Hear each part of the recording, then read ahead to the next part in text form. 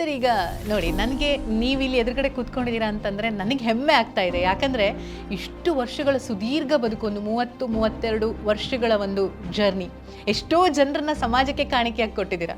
ನನಗಾಗೋದಿಲ್ಲ C A ಅಂತ ಹೇಳುವವರನ್ನ ನೀವು ಕರ್ಕೊಂಡು ಬಂದು ಕೂರಿಸಿ ಸಿ ಎ ಮಾಡಿಸಿದ್ದೀರಾ.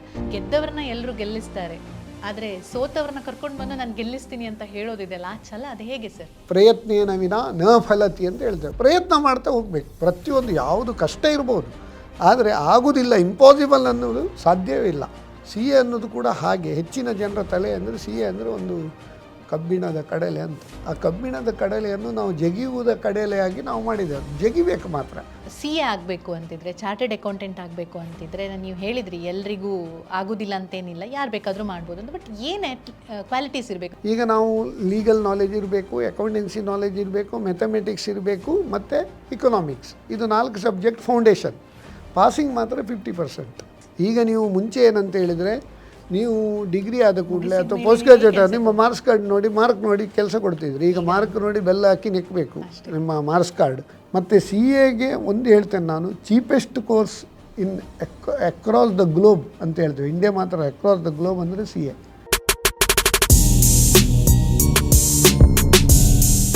ಸಕ್ಸಸ್ ಬಗ್ಗೆ 108 ಪ್ರಶ್ನೆಗಳಿರುತ್ತೆ. ಹೇಗೆ ಸಕ್ಸಸ್ಫುಲ್ ಆಗೋದು? ಎಜುಕೇಷನ್ ಒಂದಿದ್ರೆ ಸಕ್ಸಸ್ಫುಲ್ ಆಗೋದಕ್ಕಾಗುತ್ತಾ, ಅಥವಾ ಅದ್ರ ಜೊತೆ ಸ್ಕಿಲ್ಸ್, ಟ್ಯಾಲೆಂಟ್ ಅನ್ನೋದು ಕೂಡ ಮುಖ್ಯ ಆಗುತ್ತಾ? ನಿಮ್ಗೇನು ಅನಿಸುತ್ತೆ? 92.7 ಬಿಗ್ ಎಫ್ ಎಮ್ಮಿಂದ ನಾನು RJ ನಯನ ನಿಮ್ಮನ್ನು ಕ್ಯಾಂಪಸ್ ಕನೆಕ್ಟ್ ಕಾರ್ಯಕ್ರಮಕ್ಕೆ ವೆಲ್ಕಮ್ ಮಾಡ್ತಾ ಇದ್ದೀನಿ. ಇವತ್ತಿನ ನಮ್ಮ ಗೆಸ್ಟ್ ಯಾರು ಅಂತ ಕೇಳಿದ್ರೆ, ಕೆಲವು ವ್ಯಕ್ತಿಗಳು ದಂತಕಥೆ ಆಗಿಬಿಡ್ತಾರೆ ಅವರ ಸಾಧನೆಯ ಮೈಲಿಗಲ್ಲುಗಳ ಮೂಲಕ. ಅಂಥದ್ದೇ ಒಬ್ಬ ವ್ಯಕ್ತಿ ನಮ್ಮ ಜೊತೆ ಇದ್ದಾರೆ. ಕರಾವಳಿ ಕರ್ನಾಟಕದಲ್ಲಿ ಮೊದಲನೇ ಬಾರಿಗೆ ಸಿ ಎ ಕೋಚಿಂಗ್ ಸೆಂಟರ್ನ ಪ್ರಾರಂಭಿಸಿದವರು. ಅಷ್ಟೇ ಅಲ್ಲ, ನಮ್ಮ ಒಂದು ಕರಾವಳಿಯಲ್ಲಿ ಮನೆ ಮಾತಾಗಿರುವಂತಹ ಎಕ್ಸ್ಪರ್ಟ್ ಸಂಸ್ಥೆ, ಇದರ ಸಂಸ್ಥಾಪಕರು. ಹಾಗೆ ಆಲ್ ಇಂಡಿಯಾಗೆ 48 ರ್ಯಾಂಕ್ಗಳನ್ನು ಸಿ ಎಯಲ್ಲಿ ನೀಡಿದವರು. ಅಷ್ಟೇ ಅಲ್ಲ, 2021-22ನೇ ಸಾಲಿನಲ್ಲಿ ಅಖಿಲ ಭಾರತದ ಒಂದು ಚಾರ್ಟರ್ಡ್ ಅಕೌಂಟೆಂಟ್ ಅಸೋಸಿಯೇಷನ್ ಅಂತ ಏನು ಹೇಳ್ತೀವಿ, ಅದರ ಒಂದು ನೇತೃತ್ವವನ್ನು ವಹಿಸಿದವರು. ಹಾಗೆ ನಮ್ಮ ದಕ್ಷಿಣ ಭಾರತದಲ್ಲಿ 6 ರಾಜ್ಯಗಳನ್ನು ಪ್ರತಿನಿಧಿಸಿದವರು, ಅಂದರೆ ಅದರ ಹೆಡ್ ಆಗಿಯೂ ಕೂಡ ಮುನ್ನಡೆಸಿದವರು. ಇನ್ನು ಹೇಳ್ತಾ ಹೋದರೆ ಇವರ ಸ್ಟೋರಿ ಶುರುವಾಗಿದ್ದು ನಮ್ಮ ಕರಾವಳಿ ಕರ್ನಾಟಕದ ಸಾಸ್ತಾನದಿಂದ. ಹೌದು, CASS ನಾಯಕ್, ಸಾಸ್ತಾನ ಶಾಂತಾರಾಮ್ ನಾಯಕ್ ಅವರು ನಮ್ಮ ಜೊತೆ ಇದ್ದಾರೆ.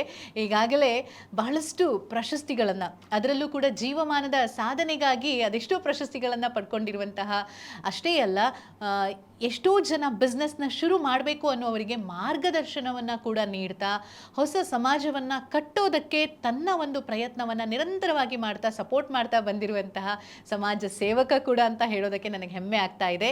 ನಾನು ವೆಲ್ಕಮ್ ಮಾಡ್ತಾ ಇದ್ದೀನಿ CASS ನಾಯಕ್ ಸರ್ನ ಇವತ್ತಿನ ನಮ್ಮ ಕ್ಯಾಂಪಸ್ ಕನೆಕ್ಟ್ ಕಾರ್ಯಕ್ರಮಕ್ಕೆ. ನಮಸ್ತೆ sir, welcome to the show. ನಮಸ್ಕಾರ. ಹೇಗಿದ್ದೀರಾ ಸರ್? Always fine. ನಾನು ಯಾರು ಕೇಳಿದ್ರು ಹೌ ಆರ್ ಯು ಅಂತ ಹೇಳಿದ್ರು ಆಲ್ವೇಸ್ ಫೈನ್ ಅಂತ ಹೇಳೋದು. ಮತ್ತೆ ಹೇಳ್ತೇವೆ ನೋಡ, I am always fine apple, not pine apple ಅಂತ. ಕಾಮಿಡಿ ಅಂದರೆ ಸೆನ್ಸ್ ಆಫ್ ಹ್ಯೂಮರ್ ಸಹ ಯಾವಾಗಲೂ ನಿಮ್ಮ ಮಾತುಗಳಲ್ಲಿ ಕಾಣುತ್ತೆ, ನಿಮ್ಮ ಭಾಷಣ ಕೇಳಿದಾಗಲೆಲ್ಲ ನನಗನ್ಸೋದು.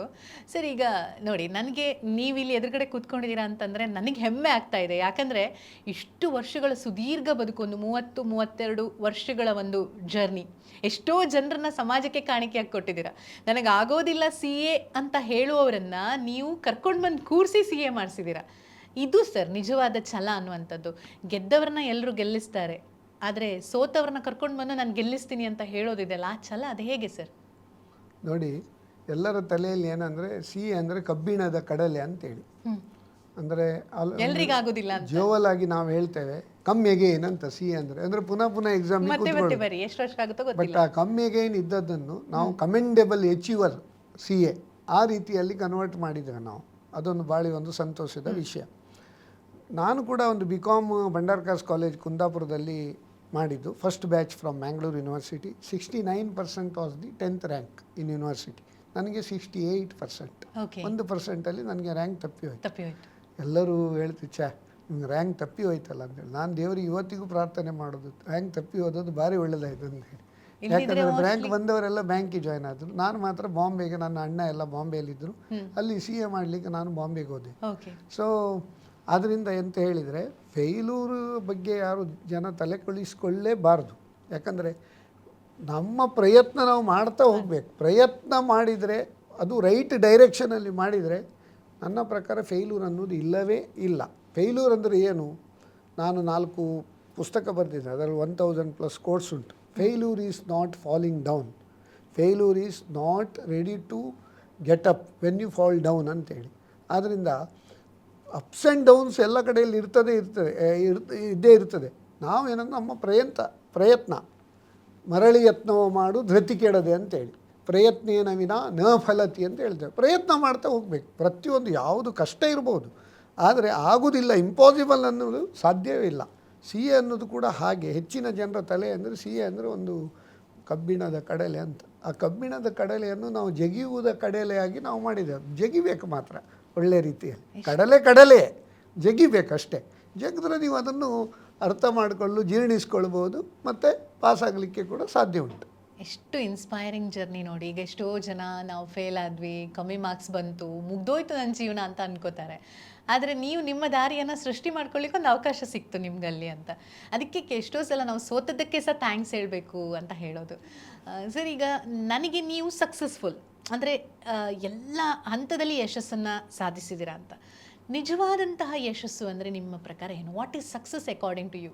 ನಿಜವಾದ ಸಕ್ಸಸ್ ಹೇಗೆಂದರೆ ನಾವು ಪ್ರಯತ್ನ ಮಾಡಿ ಆ ಪ್ರಯತ್ನದ ಮುಖಾಂತರ ಫಲ ಸಿಗ್ತದಲ್ಲ, ಅದು ಯಶಸ್ಸು. ಹೆಚ್ಚಿನೀಗ ಲಾಟ್ರಿ ಟಿಕೆಟ್ ತಗೊಂಡು ಲಾಟ್ರಿ ಹಾರಿದರೆ ಅದು ಯಶಸ್ಸಲ್ಲ, ಅದು ಲಕ್. ಅದರಲ್ಲಿ ಏನು ನಮ್ಮ ಕಾಂಟ್ರಿಬ್ಯೂಷನ್ ಇರೋದಿಲ್ಲ. ಯಶಸ್ಸನ್ನು ನಾವು ಪ್ರಯತ್ನ ಮಾಡಿ ಆ ಪ್ರಯತ್ನದ ಒಂದು ಫಲ ಉಂಟಲ್ಲ, ಅದನ್ನು ನಾವು ಅನುಭವಿಸೋದುಂಟಲ್ಲ, ಅದು ಸಕ್ಸಸ್ ಅಂತ ನಾವು ಹೇಳ್ತೇವೆ. ನಾನು ಯಾವಾಗಲೂ ಹೇಳಲಿಕ್ಕುಂಟು ಕ್ಲಾಕ್ ಬಗ್ಗೆ ಅಥವಾ ಇದ್ರ ಬಗ್ಗೆ, ಎಂಥದ್ದು ಲಾಟ್ರಿ ಬಗ್ಗೆ, ಡೋಂಟ್ ಜಸ್ಟ್ ಲಕ್ ಬಗ್ಗೆ, don't just watch the clock, do what it does ಅಂತೇಳಿ ಗಡಿಯಾರದ್ದು ನಾವು ಸಂದೇಶ ನಾವು ಹೇಳ್ತೇವೆ. ಅದೇ ರೀತಿ I am the believer of the luck, but more I work more will be luck ಅಂತೇಳಿ. ಕೆಲಸ ಮಾಡದೆ ನಾವು ಲಕ್ಕಿನ ಹಿಂದೆ ಹೋಗಬಾರ್ದು. ಕೆಲಸ ಮಾಡಿ ನಾವು ಲಕ್ ಎಕ್ಸ್ಪೆಕ್ಟ್ ಮಾಡಿದ್ದು ಸಹಜ. 100%. ಈಗಿನ ಜನ್ರೇಷನ್ಗೆ ಇದನ್ನು ಬರೆದಿಟ್ಕೋಬೇಕು. ಅವ್ರಿಗೇನೋ ಅದೃಷ್ಟ ಇದೆ, ಅದಕ್ಕೆ ಜೀವನದಲ್ಲಿ ಗೆದ್ದರು, ನಮಗೆಲ್ಲ ಅದೃಷ್ಟ ಇಲ್ಲ, ಹೀಗೆ ಅಂದ್ಕೊಂಡು ಏನು ಮಾಡದೆ ಕೂತ್ಕೊಂಡಿರ್ತಾರೆ. ಮತ್ತು ಕೆಲವರು ನೋಡಿ ಏನಾದರೂ ಇದಿದ್ರೆ ಜಾತಕ ತೋರಿಸೋದು ಭಟ್ರ ಹತ್ರ ಹೋಗಿ, ಹೌದು, ಈ ಟೈಮ್ ಸಡೆ ಸಾತು ಶನಿ ಮಾರ, ಇನ್ನು 7 ವರ್ಷ ಏನು ಮಾಡಲಿಕ್ಕಿಲ್ಲ ಅಂತೇಳಿ 7 ವರ್ಷ ಸುಮ್ಮನೆ ಕೂತ್ಕೊಳ್ತಾರೆ. ಸಡೆ ಸಾತ್ ಶನಿ ಏನಿಲ್ಲ, ಅದೆಲ್ಲ ನೋಡಿ ಯಾವುದು ಬೇಕಾದರೂ ಜಾತಕ ನಾವು ನಂಬಾರ್ದಂತ ಹೇಳೋದಿಲ್ಲ. ಬಟ್ ಏನಿದ್ರು ನಮ್ಮ ಫಲ ನಾವು ಪ್ರಯತ್ನ ಮಾಡಿದ್ರು ಉಂಟಲ್ಲ, ಅದಕ್ಕೆ ಪ್ರತಿಫಲ ಗ್ಯಾರಂಟಿ ಕೊಡ್ತಾನೆ. ಪ್ರತಿಫಲ ಸಿಗಬೇಕಾದ್ರೆ ಪ್ರಯತ್ನ ಮಾಡಬೇಕು. ಪ್ರಯತ್ನ ಮಾಡದೆ ನೀವು ಯಶಸ್ಸನ್ನು ಎಕ್ಸ್ಪೆಕ್ಟ್ ಮಾಡೋದು ತಪ್ಪು. ಆದ್ದರಿಂದ ಎಫರ್ಟ್ ಮಾಡ್ತಾ ಇದ್ದರೆ ನೀವು ರೈಟ್ ಡೈರೆಕ್ಷನಲ್ಲಿ ಫೋಕಸ್ಡಾಗಿ ನೀವು ಎಫರ್ಟ್ ಹಾಕಿದರೆ ನಿಮಗೆ ಫಲ ಸಿಕ್ಕುವುದರಲ್ಲಿ ಯಾವುದೇ ಸಂದೇಹ ಇಲ್ಲ. 100%. ಸರ್, ಈಗ ಈ ಸಿ ಎ ಆಗಬೇಕು ಅಂತಿದ್ರೆ, ಚಾರ್ಟೆಡ್ ಅಕೌಂಟೆಂಟ್ ಆಗಬೇಕು ಅಂತಿದ್ರೆ, ನೀವು ಹೇಳಿದ್ರಿ ಎಲ್ರಿಗೂ ಆಗೋದಿಲ್ಲ ಅಂತೇನಿಲ್ಲ, ಯಾರು ಬೇಕಾದರೂ ಮಾಡ್ಬೋದು ಅಂತ. ಬಟ್ ಏನು ಕ್ವಾಲಿಟೀಸ್ ಇರಬೇಕು? ಈಗ ಲೆಕ್ಕದಲ್ಲಿ ಹುಷಾರಿಲ್ಲ ಅಂತಂದರೆ ಆಗೋದಿಲ್ಲ ಅಂತ ಒಂದು ಕಾಮನ್ ಆಗಿ ಹೇಳ್ತಾರೆ. ಇಲ್ಲ ನೀನು ಕಾಮರ್ಸೇ ತಗೋಬೇಕು, ಚಾರ್ಟೆಡ್ ಅಕೌಂಟೆಂಟ್ ಆಗಬೇಕು ಅಂತಂದರೆ ಈ ಥರ ಎಲ್ಲ ಇರುತ್ತೆ. ಕ್ವಾಲಿಟೀಸ್ ಏನೇನೆಲ್ಲ ಬೇಕು ನಿಮ್ಮ ಥರ ಒಬ್ಬ ಸಕ್ಸಸ್ಫುಲ್ ಚಾರ್ಟೆಡ್ ಅಕೌಂಟೆಂಟ್ ಆಗಬೇಕು ಅಂದರೆ? ನೋಡಿ, ಲೆಕ್ಕದಲ್ಲಿ ಹುಷಾರು ಇರಬೇಕಂತೇಳಿ ಸಿ ಎಲ್ಲಿ ಅಗತ್ಯ ಇಲ್ಲ. But basic business maths knowledge ಖಾಲಿ ಒಂದು ಫೌಂಡೇಶನ್ ಎಕ್ಸಾಮ್ನಲ್ಲಿ ಇದ್ದರೆ ಆಯಿತು ನಿಮಗೆ. ಆಮೇಲೆ ನಿಮಗೆ ಮ್ಯಾಥಮೆಟಿಕ್ಸ್ ಇಲ್ಲ. ಈಗ ಇಂಟರ್ಮೀಡಿಯೇಟ್ ಮುಂಚೆ ಇತ್ತು, ಈಗ ಇಂಟರ್ಮೀಡಿಯೇಟ್ನಲ್ಲಿ ಮ್ಯಾಥ್ಸ್ ಇಲ್ಲ, ಫೈನಲ್ ಎಕ್ಸಾಮಲ್ಲಿ ಕೂಡ ಮ್ಯಾಥ್ಸ್ ಇಲ್ಲ. ನಿಮಗೆ ನಮ್ಮದು ಆಶ್ಚರ್ಯ ಆಗ್ಬೋದು, ನಾನು ಕೋಟೆ ವಿವೇಕ ಜೂನಿಯರ್ ಕಾಲೇಜ್ನಲ್ಲಿ PUC ಮಾಡಿದ್ದು. ಆವಾಗ ಸಾಸ್ತಾನಿಂದ 5 ಕಿಲೋಮೀಟರ್ ನಡ್ಕೊಂಡು ಹೋಗೋದು ನಾನು ಕಾಲೇಜಿಗೆ. 5 ಕಿಲೋಮೀಟರ್ ನಡ್ಕೊಂಡೋಗಿ ಸಾಯಂಕಾಲ 5 ಕಿಲೋಮೀಟರ್ ಪುನಃ ನಡ್ಕೊಂಡು ಬರೋದು ವಾಪಸ್. ಅಲ್ಲಿ ನಾನು ವನದಾಕ್ಷಿ ಟೀಚರ್ ಅಂತಿದ್ರು, ಒಳ್ಳೆ ಮ್ಯಾಥ್ಸ್ ಕಲಿಸ್ತಿದ್ರು ಅವರು, ಆಲ್ಜಿಬ್ರಾ, ಟ್ರಿಗ್ನೋಮೆಟ್ರಿ ಅದಿದೆಲ್ಲ. ನಾನು 1 ವಾರ ಕ್ಲಾಸ್ ನೋಡಿ ಅಲ್ಲಿಂದ ಕುಟ್ಟಿ ಕೀಸ್ ಹೇಳ್ತಾರೆ ನೋಡಿ, ಅಲ್ಲಿಂದ ನಾನು ಬಿಟ್ಟು ಸೀದಾ ಹಿಸ್ಟ್ರಿಗೆ ಜಾಯ್ನ್ ಆದೆ. ಅಂದರೆ ಈ ಮ್ಯಾಥ್ಸ್ ನನಗೆ ಅಷ್ಟು ಅಂದರೆ ಲೈಕ್ ಇರಲಿಲ್ಲ ನನಗೆ. ನಾನು ಮತ್ತು ಹಿಸ್ಟ್ರಿ ತಗೊಂಡೆ. ಆಮೇಲೆ BCom ಆಮೇಲೆ ನಾನು ಬಾಂಬೆಗೆ ಹೋಗಿ CA ಪರ್ಸ್ಯೂ ಮಾಡಿದ್ದು. ಇಂಟರ್ಮೀಡಿಯೇಟಲ್ಲಿ ಮ್ಯಾಥ್ಸ್ ಇತ್ತು, ಸ್ವಲ್ಪ ಕಷ್ಟ ಆಯಿತು ನನಗೆ. ಯಾವ ಕೋಚಿಂಗ್ ಕ್ಲಾಸಿಗೆ ಹೋಗಿದ್ದೆ, ಸ್ವಲ್ಪ ಕಷ್ಟ ಆಯಿತು. ಬಟ್ ಪಾಸಾಗಲಿಕ್ಕೆ ಏನು ಪ್ರಾಬ್ಲಮ್ ಇಲ್ಲ ಕೋಚಿಂಗ್ ಎಲ್ಲ ತಗೊಂಡ್ರೆ. ಮತ್ತು ಮೆಥಮೆಟಿಕ್ಸ್ ಅನ್ನೋದು ಖಾಲಿ CA ಫೌಂಡೇಶನಿಗೆ ಮಾತ್ರ, ಆಮೇಲೆ ಈಗ ಮೆಥಮೆಟಿಕ್ಸ್ ಇಲ್ಲವೇ ಇಲ್ಲ. ಈಗ ನಾವು ಲೀಗಲ್ ನಾಲೆಜ್ ಇರಬೇಕು, ಅಕೌಂಟೆನ್ಸಿ ನಾಲೆಜ್ ಇರಬೇಕು, ಮೆಥಮೆಟಿಕ್ಸ್ ಇರಬೇಕು, ಮತ್ತು ಇಕನಾಮಿಕ್ಸ್. ಇದು 4 ಸಬ್ಜೆಕ್ಟ್ ಫೌಂಡೇಶನ್. ಪಾಸಿಂಗ್ ಮಾತ್ರ 50%. ಅಂದರೆ ಇದರಲ್ಲಿ ಈಗ ಒಂದು ಮೇಯ್ನ್ ಪ್ರಾಬ್ಲಮ್ ಏನಾಗಿದೆ ಅಂದರೆ ಈಗ SLC PUC ಅಲ್ಲೆಲ್ಲ 100ರಲ್ಲಿ 100 99%, 98% ಎಳೆದು ಮಾರ್ಕ್ ಕೊಡ್ತಾ ಇದ್ದಾರೆ. ಆ್ಯಕ್ಚುಲಿ ಅದು ತಪ್ಪು. ಅಷ್ಟು ಮಾರ್ಕ್ ಬಂದ ಕೂಡಲೇ ಸ್ಟೂಡೆಂಟ್ಸ್ ತಲೆಯಲ್ಲಿ ಅನ್ನೋದು ನಾನು ಭಯಂಕರ ಹುಷಾರು, ನಮ್ಮಷ್ಟು ಹುಷಾರು ಯಾರಿಲ್ಲ ಅಂದೇಳಿ. ಇದು CAಗೆ ಬರುವಾಗ ನಿಮ್ಮ ಬುಗುಡಿ ಹಣ್ಣು ಬೀಳ್ತದಲ್ಲ, ಆಗ ಬುಡು ಬೀಳ್ತಾರೆ. So basically you should have in depth knowledge in the subject. ನೀವು ಯಾವುದೇ ಒಂದು ಸಬ್ಜೆಕ್ಟನ್ನು ಇನ್ಡೆಪ್ತ್ ಆಗಿ ಸ್ಟಡಿ ಮಾಡಿ ಅರ್ಥ ಮಾಡಿಕೊಂಡು ನೀವು ಸ್ಟಡಿ ಮಾಡಿದರೆ ಯಾವುದೇ ಒಂದು ಕೋರ್ಸ್ ಕಷ್ಟ ಇಲ್ಲ. CA ಕೂಡ ಅದೇ ರೀತಿ. CAಯಲ್ಲಿ ಏನಂತ ಹೇಳಿದರೆ ನಿಮ್ಗೆ ಲಕ್ಕಲ್ಲಿ ಪಾಸ್ ಆಗಲಿಕ್ಕೆ ಆಗೋದಿಲ್ಲ. ಯಾಕಂದರೆ once you pass CA you are in advisory role. ನಾವು ಟ್ಯಾಕ್ಸ್ ಮ್ಯಾಟ್ರ್ ಇರ್ಬೋದು, GST ಮ್ಯಾಟ್ರ್ ಇರ್ಬೋದು, ಇನ್ಕಮ್ ಟ್ಯಾಕ್ಸ್ ಇರ್ಬೋದು, ಕಂಪನಿ ಲಾ ಮ್ಯಾಟ್ರ್ ಇರ್ಬೋದು, ಅಥವಾ ಬೇರೆ ಬೇರೆ ಬಿಸ್ನೆಸ್ ವಿಷಯದಲ್ಲಿ ನಾವು ಮಾರ್ಗದರ್ಶನ ಮಾಡೋದು ಯಾರಿಗೆ, ಎಲ್ಲ ಬಿಸ್ನೆಸ್ ಕಮ್ಯುನಿಟಿಗೆ. ಆವಾಗ ನಮಗೆ ಅದು ಇನ್ಡೆಪ್ತ್ ನಾಲೆಜ್ ಇಲ್ಲದಿದ್ದರೆ ನಾವು ಅವರಿಗೆ ಅಡ್ವೈಸ್ ಮಾಡಿದ್ದು ರಾಂಗ್ ಆಗ್ತದೆ. ಆದ್ದರಿಂದ ನಾಲೆಜ್, ಇನ್ಡೆಪ್ತ್ ನಾಲೆಜ್ ಇದ್ದರೆ ನಿಮಗೆ CAಯಲ್ಲಿ ಪಾಸ್ ಆಗಲಿಕ್ಕೆ ಯಾವುದೇ ಒಂದು ಪ್ರಾಬ್ಲಮ್ ಇಲ್ಲ. ಒಬ್ಬ ಕಷ್ಟಪಟ್ಟು ಓದಿದರೆ ಎಷ್ಟು ಕಡಿಮೆ ಅವಧಿಯಲ್ಲಿ CA ಪಾಸ್ ಮಾಡ್ಕೋಬೋದು ಸರ್? ನೋಡಿ, ನನ್ನ ಮನೆಯಲ್ಲಿ ನಾವು 4 ಜನ ಮಾತ್ರ ಚಾರ್ಟರ್ಡ್ ಅಕೌಂಟೆಂಟ್. ನಾನು, ನನ್ನ ದೊಡ್ಡ ಮಗ, ನನ್ನ ದೊಡ್ಡ ಮಗನ ಮಿಸ್ಸೆಸ್, ಸೊಸೆ ಮತ್ತು ಸಣ್ಣ ಮಗ, ಎಲ್ಲರೂ CA. ನಾನು CA ಆಗುವಾಗ ಅವಾಗ BCom ಆದಮೇಲೆ ಸ್ಟಾರ್ಟ್ ಮಾಡಿದ್ದು, 24 ಆಯಿತು. ಅವನು 21ನೇ ವರ್ಷದಲ್ಲಿ CA ಪಾಸಾಗಿದ್ದಾನೆ. ನನ್ನ ಸೊಸೆ ಕೂಡ 21 ವರ್ಷದಲ್ಲಿ ಪಾಸಾಗಿದ್ದಾರೆ. ಅಂದರೆ ನೀವು ಕರೆಕ್ಟ್ ಈಗ PUC ಫಸ್ಟ್ PUCಯಲ್ಲೇ ಕಾಮರ್ಸ್ ತಗೊಂಡು ಆವಾಗಲೇ ಸೈಮಲ್ಟೇನಿಯಸ್ಲಿ ಕೋಚಿಂಗ್ ತಗೊಳ್ಬೋದು. ಫಸ್ಟ್ PUC, ಸೆಕೆಂಡ್ PUC ಇಲ್ಲಿ ತುಂಬ ಕ್ಲಾಸಸ್ ಉಂಟು, ತ್ರಿಷಾ ಕ್ಲಾಸಸ್ ಉಂಟು. ಮತ್ತು ಕಾಲೇಜಲ್ಲಿ ಕೆಲವು ಕಾಲೇಜ್ಗಳಲ್ಲಿ LOCS ಇರ್ಬೋದು, ಕೆನರಾ ಬೇರೆ ಬೇರೆ ಕಾಲೇಜ್ಗಳಲ್ಲಿ ಅಲ್ಲಿ ಸೈಮಲ್ಟೇನಿಯಸ್ಲಿ ನೀವು ಕರಿಕ್ಯುಲಮ್ ಇದು ಕಲಿಸುವಾಗ ಕಾಲೇಜಿದು ಸಬ್ಜೆಕ್ಟ್ ಅದರೊಟ್ಟಿಗೆ CA ಕೋಚಿಂಗ್ ಕೂಡ ಕೊಡ್ತಾರೆ. ಅದು ಮಾಡಿದರೆ PUC ಎಕ್ಸಾಮ್ ಆದ ಕೂಡಲೇ ಅವರು CA ಫೌಂಡೇಶನ್ ಕೋರ್ಸ್ ಎಕ್ಸಾಮ್ ಕೊಡ್ಬೋದು.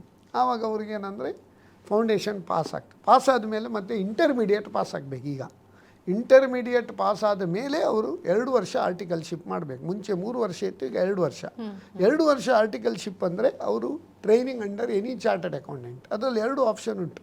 1 ವರ್ಷ ಚಾರ್ಟರ್ಡ್ ಅಕೌಂಟೆಂಟ್ ಅಂಡರಲ್ಲಿ ಆರ್ಟಿಕಲ್ಶಿಪ್ ಟ್ರೈನಿಂಗ್ ತಗೊಂಡು 2ನೇ ವರ್ಷ ಇಂಡಸ್ಟ್ರಿಯಲ್ ಟ್ರೈನಿಂಗ್ ಕೂಡ ತಗೊಳ್ಬೋದು. ಈಗ MRPಯಲ್ಲಿ ಇರ್ಬೋದು, ಬೇರೆ ಬೇರೆ ಕಂಪನಿಯಲ್ಲಿ ಕೂಡ ಅವರು ಇಂಡಸ್ಟ್ರಿಯಲ್ ಟ್ರೈನಿಂಗ್, ಯಾರು ಜಾಬಿಗೆ ಹೋಗಲಿಕ್ಕೆ ಫೋಕಸ್ಡ್ ಇರ್ತಾರೆ ಅವರು ಇಂಡಸ್ಟ್ರಿಯಲ್ ಟ್ರೈನಿಂಗಿಗೆ ಕೂಡ ಸೆಕೆಂಡ್ ಇಯರ್ ಹೋಗ್ಬೋದು.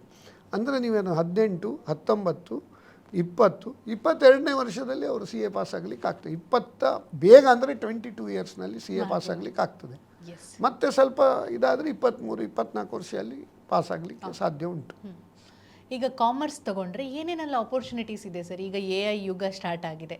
ಆದರೆ ಚಾರ್ಟರ್ಡ್ ಅಕೌಂಟೆಂಟ್ ಅಷ್ಟೇ ಅಲ್ಲ, ಕಾಮರ್ಸಲ್ಲಿ ಬೇರೆ ಬೇರೆ ಆಪ್ಷನ್ಸ್ ಇದೆ. ಬ್ಯಾಂಕಿಂಗ್ ಸೆಕ್ಟರ್ಗೆ ಹೋಗ್ಬೋದು, ಅಥವಾ ಬಿಸ್ನೆಸ್ ಮಾಡ್ಬೋದು, MBA ಮಾಡಿಕೊಂಡು ಬೇರೆ ಏನಾದರೂ ಮಾಡ್ಬೋದು ಅಂತ. ನಿಮಗೆ ಗೊತ್ತಿರೋ ಹಾಗೆ ಬೇರೆ ಏನೇನೆಲ್ಲ ಈಗ ಆಪರ್ಚುನಿಟೀಸ್ ಇದೆ ಸರ್?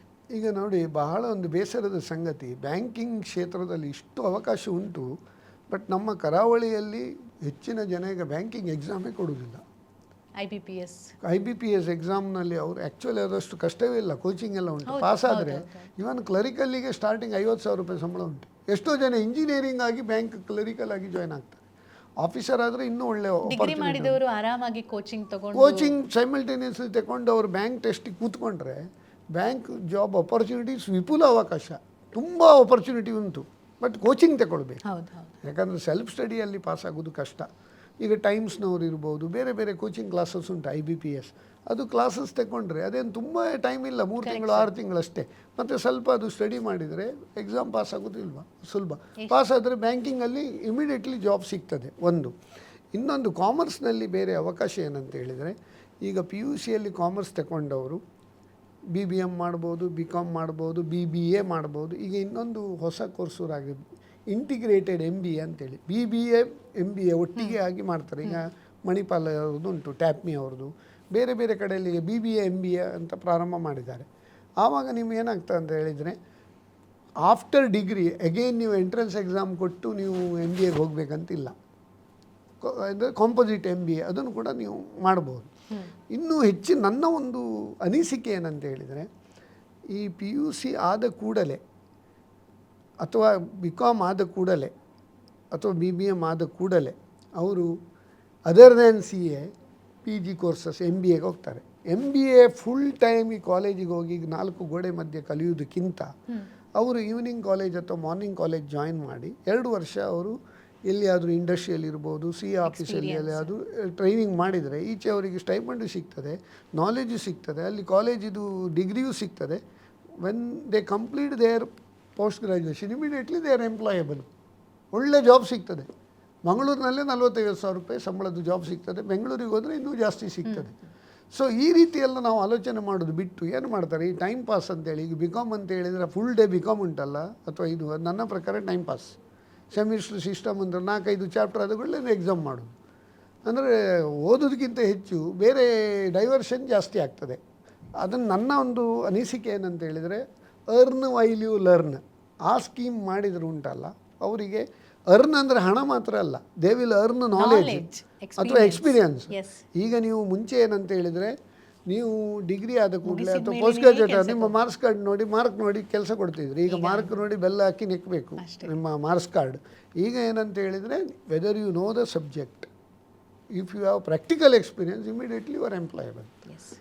ಅದನ್ನೊಟ್ಟಿಗೆ ಸೈಮಲ್ಟೇನಿಯಸ್ಲಿ ಕಂಪ್ಯೂಟರ್ ಕೋರ್ಸಸ್ ಮಾಡ್ಬೋದು. ಯಾಕಂದರೆ ನೀವು ಹೇಳಿದ್ರಲ್ಲ AI ಬಗ್ಗೆ, ಅದು ಮಾಡಿದರೆ ಅದಕ್ಕೆ ಸ್ವಲ್ಪ ಆ್ಯಡ್ ಆನ್ ಕೋರ್ಸಸ್ ಮಾಡಿ. ಮತ್ತು ಈಗ ಸ್ಟಾಕ್ ಮಾರ್ಕೆಟ್ ಮತ್ತು ಫೈನಾನ್ಷಿಯಲ್ ಮಾರ್ಕೆಟಿಗೆ ಸಂಬಂಧಪಟ್ಟದ್ದು ಸೆಬಿ ಅವ್ರದ್ದು ತುಂಬ ಕೋರ್ಸಸ್ ಉಂಟು, ಹೆಚ್ಚಿನ ಜನರಿಗೆ ಗೊತ್ತೇ ಇಲ್ಲ. ಅದನ್ನೆಲ್ಲ ಪಾಸ್ ಮಾಡಿದರೆ ಒಳ್ಳೆ ಆಪರ್ಚುನಿಟಿ ಉಂಟು. ಮತ್ತು ಇನ್ಶೂರೆನ್ಸಿಗೆ ಸಂಬಂಧಪಟ್ಟದ್ದು ಕೂಡ ಎಕ್ಸಾಮ್ಸ್ ಉಂಟು ತುಂಬ.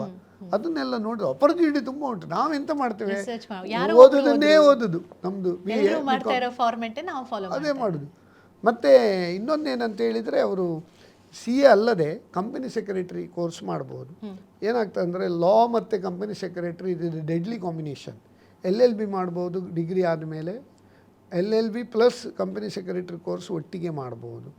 ಆಮೇಲೆ CM ಅಂತ ಉಂಟು, ಮತ್ತು ಕಾಸ್ಟ್ ಆ್ಯಂಡ್ ಮ್ಯಾನೇಜ್ಮೆಂಟ್ ಅಕೌಂಟೆನ್ಸಿ ಅದು ಕೂಡ ಮಾಡ್ಬೋದು ಅವರು. ಆಮೇಲೆ ನಮ್ಮ ACCA ಅಂತ ಉಂಟು, ಅದು ಇಲ್ಲಿದಲ್ಲ ನಮ್ಮ ಪಾಶ್ಚಾತ್ಯರು, ಬಟ್ ಅಲ್ಲಿ ಕೂಡ ಸಬ್ಜೆಕ್ಟ್ ವೈಸ್ ಕೊಟ್ಟು ನೀವು ಸೈಮಲ್ಟೇನಿಯಸ್ಲಿ ಕೂಡ ಮಾಡ್ಬೋದು. ಆಪರ್ಚುನಿಟಿ. ಮತ್ತು CPA ಉಂಟು, ಸರ್ಟಿಫೈಡ್ ಪಬ್ಲಿಕ್ ಅಕೌಂಟೆಂಟ್ ಅಂತೇಳಿ, ಅಮೇರಿಕನ್ CA ಅದು ಮಾಡಿದರೆ ಆಲ್ ಓವರ್ ದ ವರ್ಲ್ಡ್ ಕೂಡ ಡಿಮಾಂಡ್ ಉಂಟು. ಬಟ್ ಒಟ್ಟಾರೆಯಾಗಿ ನಾನು ಏನೇನು ಹೇಳೋದಂತ ಹೇಳಿದರೆ, ಆಪರ್ಚುನಿಟಿ ತುಂಬ ಉಂಟು, ನಮ್ಗೆ ಏನು ಬೇಕೋ ಅದನ್ನು ನಾವು ಸಿಲೆಕ್ಟ್ ಮಾಡಬೇಕು ಅಷ್ಟೇ. ಈಗ ಎಲ್ಲ ಫೀಲ್ಡಿಗೂ AI ಬಂದಿದೆ ಅಂತ ಹೇಳ್ತೀವಿ. ಅದೇ ರೀತಿ ಈಗ ಈ ಕಾಮರ್ಸ್ ಫೀಲ್ಡಿಗೂ AI ಯಾವ ರೀತಿ ಇಂಪ್ಲಿಮೆಂಟ್ ಆಗ್ತಾ ಇದೆಯಾ, ಅಥವಾ ಏನು ಯಾವ ಥರ ಇದೆ ಸರ್ ಸ್ಟೇಟ್? ಈಗ ನೀವು ನೋಡಿರ್ಬೋದು ಪೇಪರ್ನಲ್ಲಿ, ಒರೆಕಲ್ನವ್ರು 20,000 ಎಲ್ಲ ಎಷ್ಟು 2 ಲಕ್ಷ 20 ಲಕ್ಷ ಜನವನ್ನು ಕೆಲಸದಿಂದ ತೆಗೆದ್ರು ಅಂತೇಳಿ. ನೋಡಿ, AI ಅನ್ನೋದು ಅದು ನಿರಂತರ ಚೇಂಜ್ ಅಂತ ಹೇಳ್ತೇವೆ ನಾವು. ಚೇಂಜ್ ಅನ್ನೋದು ನಿರಂತರ, ನಾವು ಕೂಡ ಚೇಂಜ್ ಆಗಬೇಕು. AI ಕೋರ್ಸಸ್ ಮಾಡಿದರೆ ಆಪರ್ಚುನಿಟಿ, ನಮಗೆ ಹೊಸ ಆಪರ್ಚುನಿಟಿ ಸಿಗ್ತದೆ. ನಾವು AI ಬಂತು, ಈಗ ಬ್ಯಾಂಕಲ್ಲಿ ನೋಡಿ ಕಂಪ್ಯೂಟರೈಸ್ ಆದರೆ, ಮುಂಚೆ ಎಲ್ಲ ಸ್ಟ್ರೈಕ್ ಮಾಡ್ತಿದ್ರು, ಇನ್ನು ಬ್ಯಾಂಕಲ್ಲಿ ಜಾಬ್ ಆಪರ್ಚುನಿಟಿ ಎಲ್ಲ ಕಂಪ್ಯೂಟರ್ ಅಂತೇಳಿ. ಈಗ ಬ್ಯಾಂಕಿನಲ್ಲಿ ಉದ್ಯೋಗ ಅವಕಾಶ ಏನು ಕಮ್ಮಿ ಆಗಲಿಲ್ಲ. ಕಂಪ್ಯೂಟರ್ ಅದು ನಮಗೆ ಸಹಕಾರ, ಪೂರಕ. AI ವಿಲ್ ಬಿ ಎಂಥದ್ದು ಕಾಂಪ್ಲಿಮೆಂಟಿಂಗ್ ಫಾರ್ ಅವರ್ ವರ್ಕ್. ನಾವು ಅದನ್ನು ಕಾಂಪಿಟೀಟರ್ ಅಂತ ತಿಳ್ಕೊಳ್ಬಾರ್ದು. ನಾವು ಅದನ್ನು ಸ್ಟಡಿ ಮಾಡಿದರೆ, ಅದನ್ನು ನಾವು ಕಲಿತ್ರೆ ಒಳ್ಳೆಯದಲ್ಲ. ಇದ್ದರೆ ಪ್ರತಿಯೊಂದು, ಈಗ ನೋಡಿ ನಾವು ಕಲಿಯುವಾಗ ಕೂಡ ChatGPT ಇರ್ಬೋದು, ನೀವು ಬೇರೆ ಬೇರೆ ಈಗ ಆಟೋಮೆಟಿಕಲ್, ನೀವೀಗ ಒಂದು ಸಣ್ಣದೊಂದು ಇದು ಏನಾದರೂ ಒಂದು ಡ್ರಾಫ್ಟ್ ಮಾಡಬೇಕಾದ್ರೆ ಹಾಕಿದ್ರೆ ಎಲ್ಲ ಆಟೋಮೆಟಿಕಲ್ ಇದನ್ನು 1 ಮಿನಿಟ್ 2 ಮಿನಿಟಲ್ಲಿ ಬರ್ತದೆ. ಬಟ್ ಅದು ಎಷ್ಟಿದ್ರು 100% ಅದನ್ನೇ ನಾವು ನಂಬಲಿಕ್ಕೆ ಆಗೋದಿಲ್ಲ. ನಮ್ಮ human intelligence will always prevail on artificial intelligence. ಯಾವ ಇಂಟೆಲಿಜೆನ್ಸ್ ಇದ್ದರೂ ಹ್ಯೂಮನ್ ಇಂಟೆಲಿಜೆನ್ಸಿಗೆ ಯಾರು ಬೀಟ್ ಮಾಡಲಿಕ್ಕೆ ಸಾಧ್ಯವೇ ಇಲ್ಲ. AI ಕೋರ್ಸಸ್ ಎಲ್ಲ ಈಗ ಶಾರ್ಟ್ ಟರ್ಮ್ ಕೋರ್ಸಸ್ ಬರ್ತಾ ಉಂಟು, ಅದನ್ನೆಲ್ಲ ಮಾಡ್ಬೋದು ಸೈಮಲ್ಟೇನಿಯಸ್ಲಿ. ಒಳ್ಳೆ ಆಪರ್ಚುನಿಟಿ ಉಂಟು ಅದಕ್ಕೆ. ನೀವು ಸರ್ ಈಗ ಈವ್ನಿಂಗ್ ಕಾಲೇಜಿಗೆ ಹೋಗಿ ಅಂತ ಹೇಳುವಾಗ ನಿಮ್ಮ ಒಂದು ಕರಿಯರ್ ನೆನಪಾಯಿತು ನನಗೆ. ನೀವು ಹಗಲಲ್ಲಿ ಚಾರ್ಟೆಡ್ ಅಕೌಂಟೆಂಟ್ಗೆ ಸಂಬಂಧಪಟ್ಟಂಥ ಕೋರ್ಸನ್ನು ಮುಂಬೈಯಲ್ಲಿ ಸ್ಟಡಿ ಮಾಡ್ತಾ ಇದ್ದೆ, ಸಂಜೆ ನಾನು LLBಗೆ ಜಾಯ್ನ್ ಆಗಿದ್ದೆ ಅಂತ. ಹೇಗೆ ಸರ್ ಅದು ಎರಡೆರಡನ್ನು ಮ್ಯಾನೇಜ್ ಮಾಡಿಕೊಂಡು? ಅಲ್ಲ ನೋಡಿ, ನಾವು ಅಂದರೆ ಪ್ಯಾಷನ್ ಮೂವ್ಸ್ ಮೌಂಟೇನ್ಸ್ ಅಂತ ಹೇಳ್ತೇವೆ ನಾವು. If you enjoy your work, you are always on holiday. ನಮಗೆ ನಾವು ಏನು ಮಾಡ್ತೇವೆ, ವಿ ಶುಡ್ ಎಂಜಾಯ್ ಇಟ್. ಅದು ಮಾಡಿದರೆ ನಿಮ್ಗೆ ಏನು ಮಾಡಿದರೂ ನಮ್ಗೆ ಅದು ವರ್ಕ್ ಅಂತ ನಾವು ತಿಳ್ಕೊಳ್ಬಾರ್ದು. It is like a play. ನಮಗದನ್ನು ಅರ್ಥ ಮಾಡಿಕೊಂಡು ಮಾಡಿದರೆ ಇದು ಭಾಳ ಒಂದು ಸಂತೋಷದ ವಿಷಯ ಅಲ್ಲ. ಈಗ ಕೂಡ ಚಾರ್ಟರ್ಡ್ ಅಕೌಂಟೆನ್ಸಿ ಪಾಸಾದ ಮೇಲೆ ಕೂಡ ಪ್ರಾಕ್ಟೀಸ್ ಅನ್ನೋದಷ್ಟು ಸುಲಭ ಒಂದು ಹೂವಿನ ಹಾಸಿಗೆ ಅಲ್ಲ.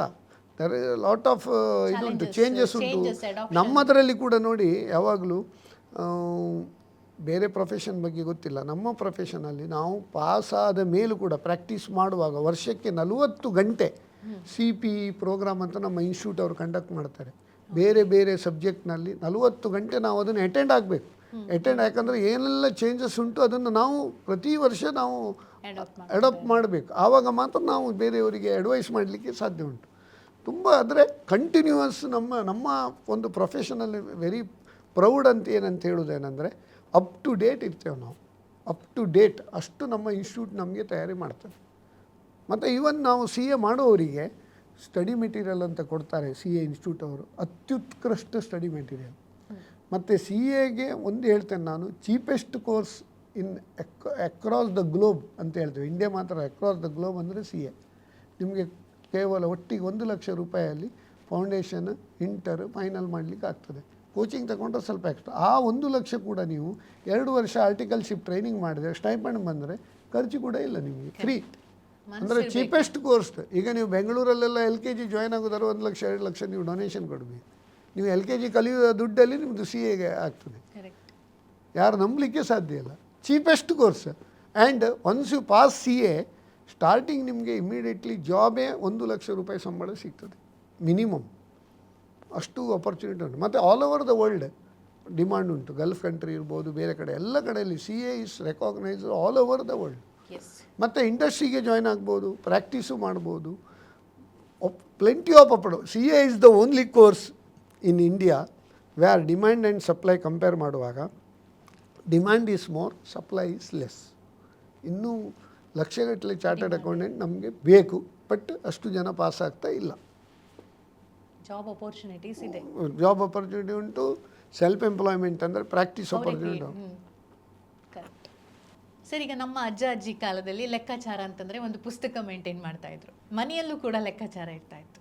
ಈಗ ಸಂಸ್ಥೆಗಳಿಗೂ ಬಂದಿದೆ, ಆಡಿಟಿಂಗ್ ಇಲ್ಲದೆ ಯಾವುದು ಕೂಡ ಆಗೋದಿಲ್ಲ. ಒಂದು ಚಿಕ್ಕ ಸಂಸ್ಥೆ ಆದರೂ ಕೂಡ ಭಾಳಷ್ಟು ಬದಲಾವಣೆಗಳಾಗಿದೆ. ಮೊದಲಿನ ಥರ ಇಲ್ಲ, ಈಗೆಲ್ಲ ಆನ್ಲೈನ್ ಆಗೋಗ್ಬಿಟ್ಟಿದೆ. Over the period of time ಈ ಕ್ಷೇತ್ರದಲ್ಲಿ ಆಗಿರುವಂಥ ಬದಲಾವಣೆಗಳೇನು? ನೋಡಿ, ಮುಂಚೆ ನೀವು ಹೇಳಿದ ಹಾಗೆ manual books of account maintain ಮಾಡ್ತಿದ್ರು. ಒಂದು ಬುಕ್ಸಲ್ಲಿ ಒಂದು ಟ್ಯಾಲಿ ಆದ್ರಂದ್ರೆ ಭಾರಿ ಖುಷಿ, ಒಂದು ಪಾರ್ಟಿ ಕೊಡ್ತಿದ್ರು ಆಫೀಸ್ನಲ್ಲಿ, ನಮ್ಮದು ಟ್ಯಾಲಿ ಆಯಿತು ಮಾರೆ ಅಂತೇಳಿ. ಬ್ಯಾಂಕಲ್ಲಿ ಕೂಡ ಹಾಗೆ ಎಲ್ಲ ಇತ್ತು ಸಿಸ್ಟಮ್.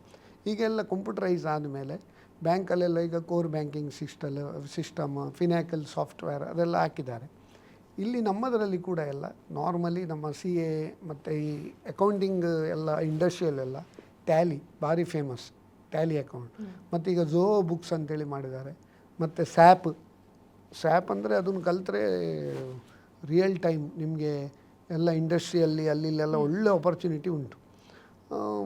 ಮುಂಚೆ ಕಂಪೇರ್ ಮಾಡಿದರೆ ಈಗೆಲ್ಲ ಅಕೌಂಟ್ ಎಲ್ಲ, ಮತ್ತು ನೀವು ಬಿಲ್ಲೆಲ್ಲ ಎಂಟ್ರಿ ಮಾಡ್ತೀರಲ್ಲ, ಆವಾಗಲೇ ಆಟೋಮೆಟಿಕಲಿ ರಿಯಲ್ ಟೈಮ್ ನಿಮ್ಮದು ಎಂಟ್ರಿ ಆಗುವ ಸಿಸ್ಟಮ್ ಕೂಡ ಉಂಟು. ಮುಂಚೆ ಕಂಪೇರ್ ಮಾಡಿದರೆ ಈಗ ಎಲ್ಲ ಕಂಪ್ಯೂಟರೈಸ್ಡ್ ಆಗಿ ಮುಂಚಿನಷ್ಟು ನಿಮ್ಗೆ ಈಗ ಕೆಲಸ ಬರೋದಿಲ್ಲ ಅದರಲ್ಲಿ.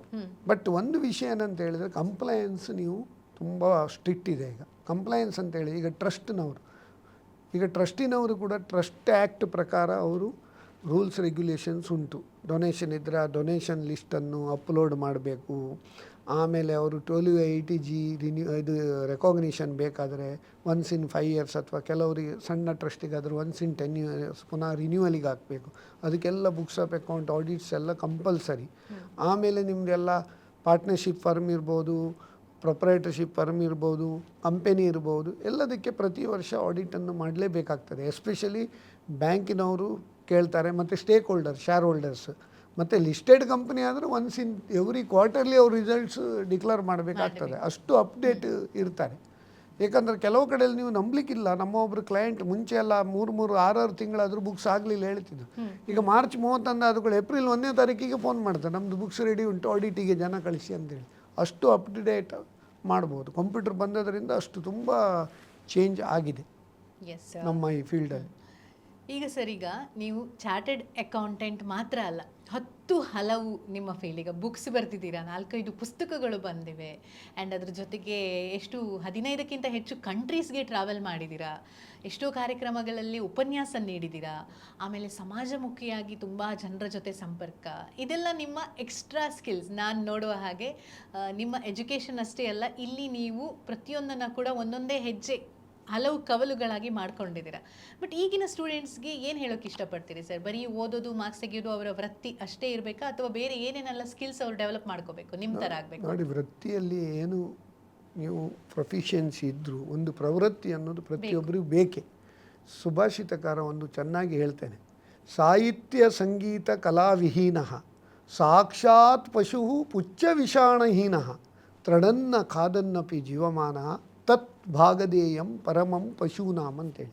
ಅಂದರೆ ಸಾಹಿತ್ಯ ಸಂಗೀತ ಕಲೆ ವಿಹೀನ, ಇದರಲ್ಲಿ ಅಭಿರುಚಿ ಇಲ್ಲದವ, ಸಾಕ್ಷಾತ್ ಪಶು ಅಂದರೆ ಪ್ರಾಣಿಗಳಿಗೂ ಮನುಷ್ಯನಿಗೂ ವ್ಯತ್ಯಾಸವಿಲ್ಲ, ಇದರಲ್ಲಿ ಅಭಿರುಚಿ ಇಲ್ಲದ ಮನುಷ್ಯನಿಗೆ. ಒಂದು ವ್ಯತ್ಯಾಸ ಉಂಟು, ಪುಚ್ಚ ವಿಷಾಣಹೀನ. ಈ ಪ್ರಾಣಿಗಳಿಗೆ ಬಾಲ ಮತ್ತು ಕೊಂಬುಂಟು, ಮನುಷ್ಯನಿಗೆ ಬಾಲ ಮತ್ತು ಕೊಂಬಿಲ್ಲ. ಆದರೆ ಕೆಲವು ಸಾರಿ ಮನುಷ್ಯನಿಗೆ ಅಹಂಕಾರವನ್ನು ಕೊಂಬುಂಟು, ಅದು ಬೇರೆ ವಿಷಯ.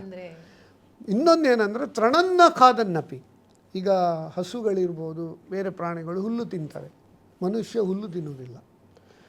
ತೃಣನ್ನ ಖಾದನ್ನಪಿ ಜೀವಮಾನ ತತ್ ಭಾಗದೇಯಂ ಪರಮಂ ಪಶೂನಾಂ.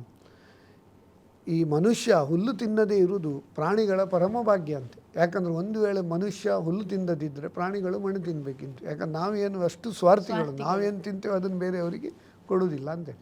ಅಂದರೆ ನಾವು ವೃತ್ತಿಯಲ್ಲಿ ಏನಿದ್ರೂ ಒಂದು ಪ್ರವೃತ್ತಿ ಬೇಕೇ. ಅದು ಇದ್ದರೆ ಮಾತ್ರ ಮನುಷ್ಯನಿಗೆ ಒಂದು ಏನು ಹೇಳ್ತಾರೆ, ಒಂದು ಪರಿಪೂರ್ಣ ವ್ಯಕ್ತಿತ್ವ ಅದು ಮಾಡಲಿಕ್ಕೆ ಸಾಧ್ಯತೆ ಉಂಟಂತೇಳಿ ಅದು ಹೇಳ್ತಾರೆ. ಈಗಿನ ಕಾಲದಲ್ಲಿ ಮಿಸ್ ಆಗ್ತಾ ಇರೋದು ಆ ಕನೆಕ್ಷನ್ಗಳು. ಅಲ್ಲ, ಕನೆಕ್ಷನ್ ಉಂಟು, ಬಟ್ ಕೆಲವರಿಗೆ ಒಳ್ಳೆ ಟ್ಯಾಲೆಂಟ್ ಉಂಟು, ಬಟ್ ಅದನ್ನು ನರ್ಚರ್ ಮಾಡಬೇಕು ತಂದೆ ತಾಯಿಗಳು. ಈ ಪ್ರಾಬ್ಲಮ್ ಏನಂದರೆ, ತಂದೆ ತಾಯಿಗಳು ಮಕ್ಕಳಿಗೆ ಇಡೀ ದಿನ ಓದು ಓದು ಓದು ಅಂತೇಳಿ ಖಾಲಿ ಮಾರ್ಕ್ಸ್ ಮೇಲೆ ಅವರು ಕಾನ್ಸಂಟ್ರೇಟ್ ಮಾಡ್ತಾರೆ. ಮತ್ತು ಸಿಬ್ಲಿಂಗ್ ರೈವಲ್ರಿ ಅಂತ, ಅಣ್ಣ ತಮ್ಮ ಅಕ್ಕ ತಮ್ಮ ಅವ್ರಿಗೆ ಕಾಂಪಿಟಿಷನ್, ಅವರಿಗೆ ಕಂಪೇರ್ ಮಾಡೋದು, ನೆರೆ ಮನೆಯವರೊಟ್ಟಿಗೆ ಕಂಪೇರ್ ಮಾಡೋದು, ಅದನ್ನು ತಪ್ಪಬೇಕು. ಮಕ್ಕಳನ್ನು ಯಾವ ರೀತಿ ಸಾಕಬೇಕಂತೇಳಿ ತಂದೆ ತಾಯಿಗಳು ಭಾಳ ಚೆನ್ನಾಗಿ ಸುಭಾಷಿತಕಾರ ಹೇಳ್ತಾರೆ. ಲಾಲಯೇತ್ ಪಂಚವರ್ಷಾಣಿ ದಶವರ್ಷಾಣಿ ತಾಡಯೇತ್ ಪ್ರಾಪ್ತೇ ಷೋಡಶೆ ಪುತ್ರ ಮಿತ್ರ ವದಾಚರೇತ್ ಅಂತೇಳಿ. ಅಂದರೆ ಲಾಲಯೇತ್ 5 ವರ್ಷ ಎಷ್ಟು ಸಾಧ್ಯ ಉಂಟು ಮಕ್ಕಳಿಗೆ ಅಷ್ಟು ಮುದ್ದು ಮಾಡಬೇಕಂತೆ. ತಂದೆ ತಾಯಿಯವರು ಎಲ್ಲಿ ಪುರುಷನುಂಟು, ಮೊಬೈಲ್ ನೋಡಿ ಕೂತ್ಕೊಳ್ಳೋದು, ಅವರವ್ರದ್ದೇ ಇದರಲ್ಲಿ ಇರ್ತಾರೆ. ಮಕ್ಕಳೊಂದಿಗೆ ಆದಷ್ಟು ಹೆಚ್ಚು ಸಮಯ ಕಳಿಬೇಕು ತಂದೆ ತಾಯಿಗಳು. ದಶವರ್ಷಾಣಿ ತಾಡಯೇತ್, 6ರಿಂದ 16 ವರ್ಷ ಮುಂಚೆ ನಮಗೆ ಬಸ್ಕಿ ತೆಗೆಸೋದು, ಕಿವಿಗಿಂಡಿ ಹಿಡಿಯೋದು, ಅಂದರೆ ಪನಿಷ್ಮೆಂಟ್ ಕೊಟ್ಟಾದರೂ ಕಲಿಸ್ತಿದ್ರು, ಒಳ್ಳೆ ಡಿಸಿಪ್ಲಿನ್. ಈಗ ಅದನ್ನು ಕೂಡ ಜಾಸ್ತಿ ಮುದ್ದು ಮಾಡ್ತಾರೆ. ಅದು ಮಾಡದಿದ್ದರೆ ಪ್ರಾಪ್ತೇ ಷೋಡಶೆ 16 ವರ್ಷ ಆದ ಕೂಡಲೇ ಅವರು ನಮ್ಮ ಹತ್ರ, ನಾವು ಅವ್ರನ್ನ ಮಿತ್ರರನ್ನಾಗಿ ನೋಡಬೇಕಂತೆ. ನೋಡದೆ ನಾವು ಅವ್ರಿಗೆ ಆವಾಗ ಬುದ್ಧಿ ಹೇಳಲಿಕ್ಕೆ ಹೋದರೆ ಅವರು ನಮಗೆ ರೆಸಿಸ್ಟ್ ಮಾಡ್ತಾರೆ ತಂದೆ ತಾಯಿಗಳಿಗೆ. ಅವರು ಫ್ರೆಂಡ್ಸ್ ಹೇಳಿದ್ದೇ ವೇದವಾಕ್ಯ ಅಥವಾ ಬೇರೆಯವರು ಹೇಳಿದ್ದೇ ವೇದವಾಕ್ಯ ಆಗ್ತದೆ. ಆದ್ದರಿಂದ ತಂದೆ ತಾಯಿಗಳೇ ಅಂದರೆ ಮಕ್ಕಳನ್ನು ಯಾವಾಗಲೂ ಮಕ್ಕಳೊಟ್ಟಿಗೆ ಹೆಚ್ಚು ಟೈಮ್ ಸ್ಪೆಂಡ್ ಮಾಡಲೇಬೇಕು. ಅದಕ್ಕೆ ನಿಮ್ಮ ಕವಿ ಚೂಡಾರತ್ನ ಕೂಡ ಹೇಳ್ತಾನೆ, ಮಕ್ಕಳಿಗೆ ತಂದೆ ಬಾಲ್ಯದೊಳಕ್ಕರ ವಿದ್ಯೆಗಳ ನರಿಪದಿರ್ದೊಡೆ ಕೊಂದಂ ಚಿಕ್ಕಂದಿನ ವಿದ್ಯೆ ಪೊರಗು ಚೂಡಾರತ್ನ ಅಂತೇಳಿ. ಅಂದರೆ ನಾವು ಗಿಡವಾಗಿ ಬಗ್ಗದ್ದು ಮರವಾಗಿ ಬಗ್ಗುವುದಿಲ್ಲ. ಈಗ ಹೆಚ್ಚಿನವ್ರು ನೀವು ನೋಡ್ಬೋದು, ಈ ಕಾಲೇಜಲ್ಲಿ ಕೂಡ ಸ್ಕೂಲಲ್ಲಿ ಕೂಡ ಹೆಚ್ಚು ಗ್ರೌಂಡ್ ಇಲ್ಲ, ಹೆಚ್ಚು ಆಟೋಟ ಸ್ಪರ್ಧೆ ಇಲ್ಲ, ಕೇವಲ ಓದೋದು, ಕಂಪ್ಯೂಟ್ರ್, ಮತ್ತು ಒಬೆಸಿಟಿ ಜಾಸ್ತಿ ಮಕ್ಕಳಲ್ಲಿ, ಮತ್ತು ಬಂದು ಕಂಪ್ಯೂಟ್ರಲ್ಲಿ ಅದೆಲ್ಲ ನೋಡೋದು, ಮೊಬೈಲ್ ನೋಡೋದು. ಆ ಫಿಸಿಕಲ್ ಆ್ಯಕ್ಟಿವಿಟಿ ತುಂಬ ಕಮ್ಮಿ ಆಗಿದೆ. ಫಿಸಿಕಲ್ ಆ್ಯಕ್ಟಿವಿಟಿ, ವ್ಯಕ್ತಿತ್ವ ವಿಕಸನ ಆಗಬೇಕಾದ್ರೆ ಇದೆಲ್ಲ ಆ್ಯಕ್ಟಿವಿಟಿ ಬೇಕೇ. ಕೇವಲ ಓದಿದರೆ ಆಗೋದಿಲ್ಲ. ಇಂಟರ್ಮಿಡಿಯೆಂಟ್ ಬ್ರೇಕ್ ಅಂತ ನಾವು ತಗೊಳ್ಬೇಕು ಓದುವಾಗ. ಇಡೀ ಓದ್ತಾ ಹೋದರೆ ಕೂಡ ನಮ್ಮ ತಲೆಗೆ ಹತ್ತುವುದಿಲ್ಲ, ಅದು ಸ್ವಲ್ಪ ಬ್ರೇಕ್ ತಗೊಳ್ಬೇಕಾಗ್ತದೆ. ಸಂಗೀತ ಕೇಳೋದು ಒಳ್ಳೆಯದು. ಇದೆಲ್ಲ ನಾವು ನಮ್ಮ ಜೀವನದಲ್ಲಿ ಅಳವಡಿಸ್ಕೊಂಡ್ರೆ ಇಟ್ ಇಸ್ ವೆರಿ ಈಸಿ. ಯಾವುದು ಟಫ್ ಅಂತ ಹೇಳಲಿಕ್ಕೆ ಆಗೋದಿಲ್ಲ ನಾವು. ಸೂಪರ್. ಎಷ್ಟು ವಿಷಯದ ಬಗ್ಗೆ ಮಾತಾಡ್ತಾ ಟೈಮ್ ಓದೋದೇ ಗೊತ್ತಾಗಲಿಲ್ಲ ಸರ್. ಈಗ ಕೊನೆಯದಾಗಿ, ನೀವಿಷ್ಟು ಬ್ಯುಸಿ ಆಗಿರ್ತೀರ, ಈಗ ನನ್ನ ಇಂಟರ್ವ್ಯೂ ಮುಗಿಸಿ ನೆಕ್ಸ್ಟ್ ಇನ್ನೊಂದು ಅಪಾಯಿಂಟ್ಮೆಂಟ್ ನಿಮಗೆ ರೆಡಿ ಆಗಿದೆ. ಈ ಟೈಮನ್ನು ಹೇಗೆ ಮ್ಯಾನೇಜ್ ಮಾಡ್ತೀರಾ ಸರ್? ಎಲ್ರಿಗಿರೋದು 24 ಗಂಟೆ, ಕೆಲವರು ಟೈಮೇ ಸಾಕಾಗೋದು. ಇಲ್ಲಿವರೆಗೆ ಅಂತಂದರೆ ಅಪ್ಪ ಅಮ್ಮನಿಗೆ ಕಾಲ್ ಮಾಡಿ ಮಾತಾಡುವಷ್ಟು ಮಕ್ಕಳಿಗೆ ಇವತ್ತು ಪುರ್ಸೊತ್ತಿರೋದಿಲ್ಲ, ಅಥವಾ ಗಂಡನಿಗೆ ಹೆಂಡತಿ ಜೊತೆ ಮಾತಾಡೋದಕ್ಕೆ ಪುರ್ಸೊತ್ತಿಲ್ಲ. ಟೈಮ್ ಇಲ್ಲ. ಈ ಟೈಮ್ ಇಲ್ಲ ಅನ್ನೋ ಕಾನ್ಸೆಪ್ಟ್ ನಿಮ್ಮ ಲೈಫಲ್ಲಿ ಇದೆಯಾ ಸರ್? ನೋಡಿ, ಟೈಮ್ ಎಲ್ಲರಿಗೂ 24 ಗಂಟೆ. ನಮ್ಮ ಪ್ರಧಾನಮಂತ್ರಿ ಮೋದಿಯವರಿಗೆ ಕೂಡ 24 ಗಂಟೆ. ಅವರು ಇವತ್ತು ನ್ಯೂಜಿಲ್ಯಾಂಡಿಗೆ ಹೋದರೆ ನಾಳೆ ಬೆಳಿಗ್ಗೆ ಇಲ್ಲಿ ಬಂದು ಇನ್ನೊಂದು ಕಡೆಯಲ್ಲಿ ಭಾಷಣ ಮಾಡ್ತಾರೆ. ಅದರ ಬಗ್ಗೆ ತಯಾರಿ ಕೂಡ ಅವರು ಮಾಡಬೇಕು. ಸೊ ನಾವು ಏನಂದರೆ, when we have too many things to do at a time, we should prioritise ಅಂತೇಳಿ. ಯಾವುದು ನಮಗೆ ಇಂಪಾರ್ಟೆಂಟ್ ಅದಕ್ಕೆ ನಾವು ಟೈಮು ಜಾಸ್ತಿ ಕೊಡಬೇಕು. ಯಾವುದು ಅನ್ಇಂಪಾರ್ಟೆಂಟ್, ಈಗ ಮೊಬೈಲಲ್ಲೇ ಟೈಮ್ ವೇಸ್ಟ್ ಮಾಡೋ ಅದನ್ನು ನಾವು ಕಮ್ಮಿ ಮಾಡ್ಬೋದು. ಏನೂ ಟೈಮ್ ಇಲ್ಲ ಅಂದರೆ ಸ್ವಲ್ಪ ನೀವು ನೋಡ್ಬೋದು. ಮೊಬೈಲ್ ನೋಡೋದು ನಾವು ತಪ್ಪಂತ ಹೇಳೋದಿಲ್ಲ, ಬಟ್ ಅದರಲ್ಲೇ ನೀವು ರೀಲ್ಸ್ ನೋಡೋದು ಇದು ನೋಡೋದು ಅದೇ ನೋಡ್ತಾ ಕೂತ್ರೆ ನಿಮ್ಮ ಟೈಮ್ ವೇಸ್ಟ್ ಆಗ್ತದೆ. When you have too many things at a time you should prioritise. ನೀವೊಂದು ಏನು ಹೇಳ್ತಾರೆ, ಒಂದು ಚಾರ್ಟ್ ಟೈಪ್ ಮಾಡಿರಬೇಕು. ಎಸ್ಪೆಷಲಿ ವಿದ್ಯಾರ್ಥಿಗಳಿಗೆ ನಾವು ಹೇಳೋದು ಒಂದು ಚಾರ್ಟ್ ಭಾಳ ಒಂದು ನನ್ನದೊಂದು ಟಿಪ್ಸ್ ಉಂಟು ವಿದ್ಯಾರ್ಥಿಗಳಿಗೆ. ಆ್ಯನ್ ಆ್ಯಪಲ್ ಎ ಡೇ ಏನು keeps the doctor away, an hour of exercise a day keeps all diseases ಎವೆ.